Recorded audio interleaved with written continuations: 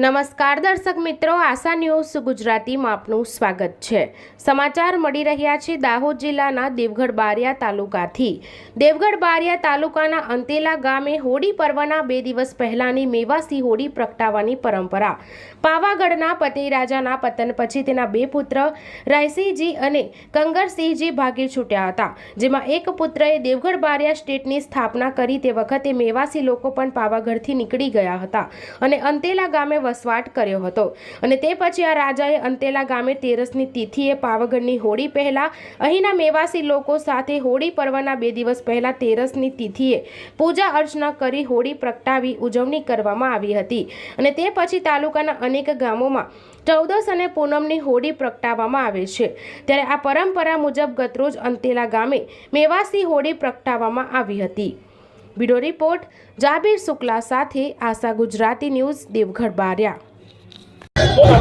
મારું નામ બારિયા વિનોદભાઈ જયંતિભાઈ, દાહોદ જિલ્લાના દેવગઢ બારિયા તાલુકાના અંતેલા ગામે જ્યારે પતઈ રાજાએ ચડાઈ કરી હતી ત્યારે અંતેલા ગામમાં આવી અમારા વર્ષો જૂના વડવાઓ આવી અને અંતેલા ગામે બેસ્યા હતા અને તેઓને મેવાસી તરીકે ઓળખાયા અને મેવાસી તરીકે અમારા ગામની અંતેલા ગામની સૌથી પહેલા હોળી અમારી પહેલી બળે છે અને બધા નગરજનો અને ગ્રામજનો બધા ભેગા મળી અને આખું ગામ ભેગું થઈ અને ઢોલ ને નાચ ગાન કરી અને પછી હોળી પ્રગટાવવામાં આવે છે। એમાં એક ડોસા તરીકે હોળી પ્રગટાવવામાં આવે છે અને બીજી તરફ ડોસી તરીકે નાની હોળી પ્રગટાવવામાં આવે છે। મારું નામ પટેલ સરદારભાઈ રાયસિંહભાઈ। આ જે અંતેલા ગામની હોળી મેવાસી હોળી તરીકે ઓળખાય છે, એનું મહત્વ શું છે?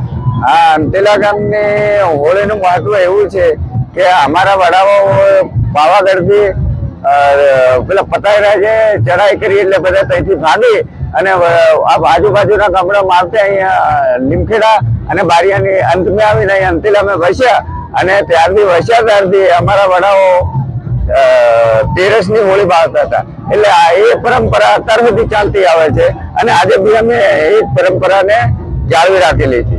એટલે અમારે હોળીનું એટલું અનોરું મહત્વ છે કે અમે 13ની અને આખા તાલુકામાં કોઈ જગ્યાએ પહેલી 13ની હોળી મળતી નથી, પણ અમે અંતેલા જે વર્ષોથી એમના ચાલુ પરંપરાએ અમે આજનો બી હોળીનું આજનું 13ની બાળીએ છીએ। એટલે અમારી હોળીનું મહત્વ એવું છે કે એક મેવાસી હોળી તરીકે અમારી હોળી ઓળખાય છે।